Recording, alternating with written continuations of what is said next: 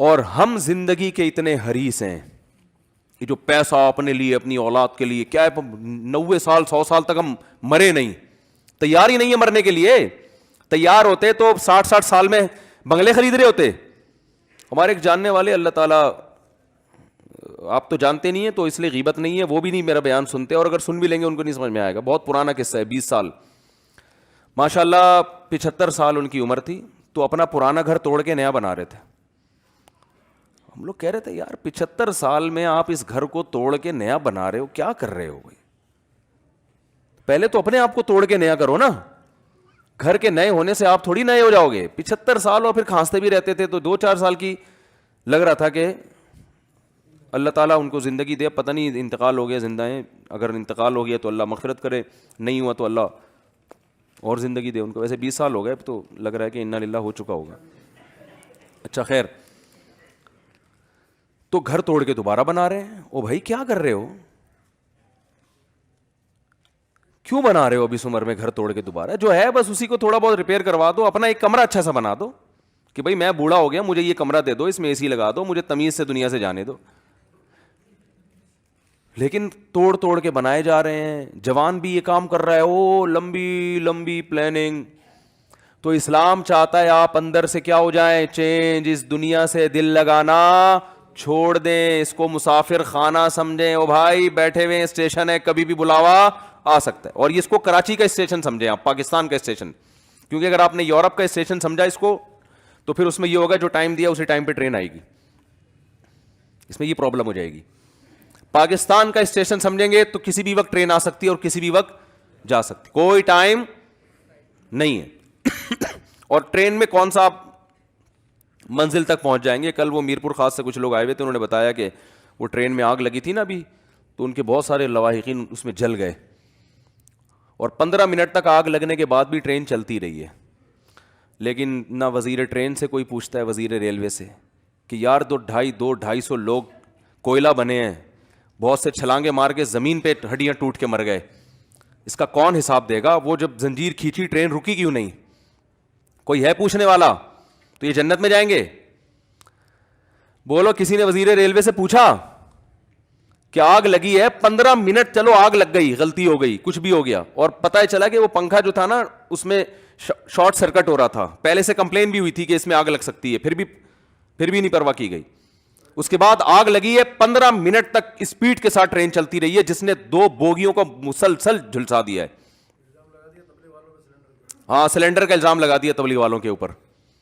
تو کوئی بھی لگا دے کسی کے اوپر بھی الزام. اگر بالفرض سلنڈر بھی پھٹا تھا تو زنجیر کھینچنے سے ٹرین تو رکنی چاہیے نا، وہ بھی نہیں. تو یہ بہت سے دنیا میں کیس نہیں ہوتا، دنیا میں نہیں ہوتا. اس لیے تو ہم آخرت پر ایمان رکھتے ہیں. اگر آخرت بھی نہیں ہے پھر تو یہ اللہ کا معاذ اللہ غلط ہے، معاذ اللہ نقل کفر.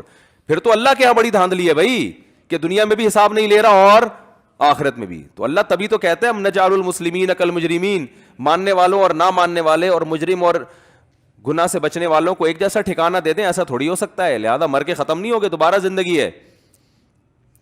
تو بھائی اللہ کیا چاہتا ہے؟ اندر سے تبدیل. جیسے آپ کے ابا آپ کو پراپر ڈاکٹر بنانا چاہتے ہیں تو اللہ بھی آپ کو پراپر مسلمان بنانا چاہتا ہے. پراپر مسلمان کی ڈیفینیشن یہ ہے وہ دنیا سے دل نہیں لگاتا، وہ ہر وقت اس کے دماغ میں بھائی اسٹیشن ہے، کبھی بھی یہاں سے ٹر بنیں گے.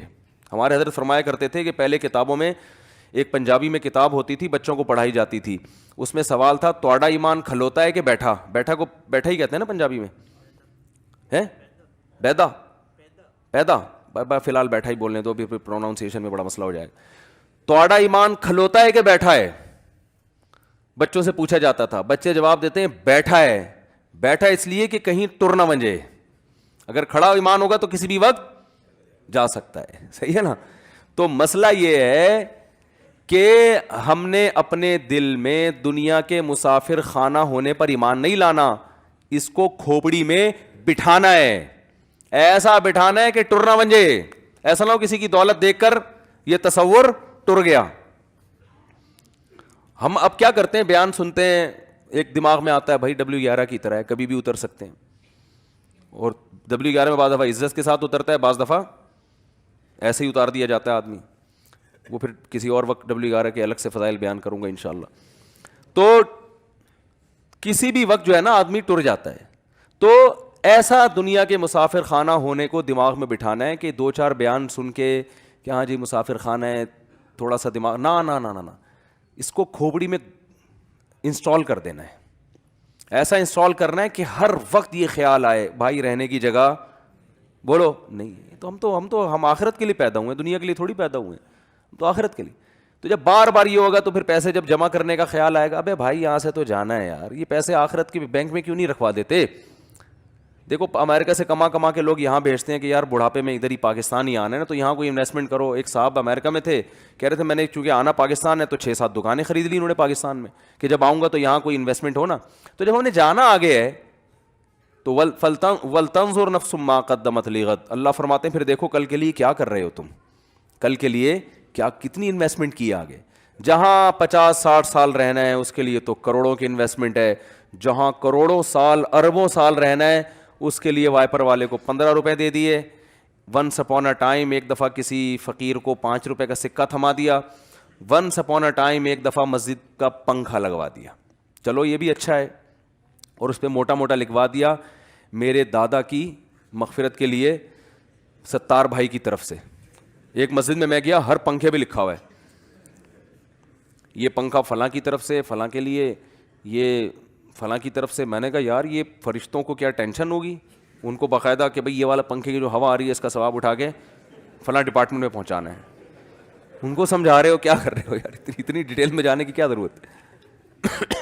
تو یہ چل رہا ہے مارکیٹ میں. تو اللہ ہمیں کیا بنانا چاہتا ہے, اندر سے دنیا سے دل لگانا چھوڑ دو. متاع الغرور, دھوکے کا گھر ہے بھائی, ایسا نہیں ہے جیسی نظر آ رہی ہے. اور کمال ہے صبح شام دیکھتے بھی ہیں لوگوں کو مرتے ہوئے, مگر ہم کہتے ہیں وہ تو اس کے ساتھ ہوا ہے, میرے ساتھ تھوڑی ہو سکتا ہے. تو بس یہ غلط فہمی ہے, اور یہ غلط فہمی بہت جلد دور ہو جائے گی جب خود لیٹیں گے, آنکھ بند ہوگی تو پھر ایک دم حدیث میں آتا ہے کہ انسان کی جو ہوس ہے نا اس کو قبر کی مٹی لگام دے دے گی. پھر وہ کہے گا یار یہ کیا بحریہ ٹاؤن, یہ کیا. وہ ریاض ملک نے بھی جانا ہے, ٹھیک ہے نا. تو اللہ کا شکر ہے جب لوگ مجھے بتا رہے تھے اس کے بعد اتنا پیسہ, وہ اتنا پیسہ, الحمدللہ. میں تو بہت نالائق سا انسان ہوں, لیکن اتنی بات ہے کہ میں اس سے متاثر کبھی نہیں ہوتا. لوگ کہتے ہیں فلاں کے پاس یہ گاڑی یہ, ابے بھائی دن کتنے رہ گئے ہیں یار, دن کتنے رہ گئے ہیں. ہم نے تو بڑے بڑے ارب پتی تاجر دیکھے ہیں آپ کی سوچ سے بھی اوپر, کھڑے کھڑے دھڑام سے گرتے ہیں اور انا للہ ہو جاتا ہے. حالانکہ وہ تو ہارٹ پیشنٹ بھی نہیں تھے, ان کا تو بی پی بھی 24 گھنٹے نارمل رہتا تھا. ایک ڈاکٹر نے مجھے بتایا کہ میرے پاس انگریز پیشنٹ آتے ہیں 27 سال کے, جو لوگوں کو فٹنس اور جو فزیکل فٹنس کی ٹریننگ دیتے ہیں. ان کے خوراک پہ بڑے مطالعہ ہوتا ہے, انہوں نے یونیورسٹی میں پڑھا ہوتا ہے. کمال ہے 27 سال میں ایسی بیماری لگتی ہے کہ لا علاج ہوتی ہے. کسی کو کینسر ہو گیا, تو یہ تو اللہ کی طرف سے ہے نا. اللہ بتاتے ہیں بھائی میں نے کوئی گارنٹی نہیں لی, آپ اگر بہت نیک ہیں یا آپ بہت صحت مند ہیں تو ٹھیک ہے, بہت اچھی بات ہے. عام طور پر صحت مند آدمی جلدی رہ لیتا ہے, لیکن میری طرف سے کوئی گارنٹی ہے نہیں. اسی صحت کو آپ کے لیے وبال جان بنا دوں گا میں. جس کو تیراکی آتی ہے ڈوبتا وہی ہے نا, جس کو نہیں آتی وہ تو میرا سائڈ پہ کھڑا رہتا ہے. تو اللہ بتا دیتے ہیں کہ جب میں نے ڈبو کے مارنا ہوگا نا تو تجھے تیراکی آتی ہے اس وجہ سے تجھے ہی ڈبو کے ماروں گا میں, تجھے اندر تک لے کے جاؤں گا, ٹھیک ہے نا. اور وہاں تیرا سر کہیں پتھر پہ لگ جائے گا یا کوئی بڑی لہریں آ جائیں گی, کچھ بھی ہو جائے گا. تو تیراک ہی زیادہ تر ڈوبتے ہیں میرے بھائی. تو اسی طرح صحت مند لوگ بھی مرتے ہیں. تو اس لیے دنیا سے دل نہ لگاؤ, بار بار سوچا کرو. اللہ تعالیٰ سمجھنے کی عمل کی توفیق عطا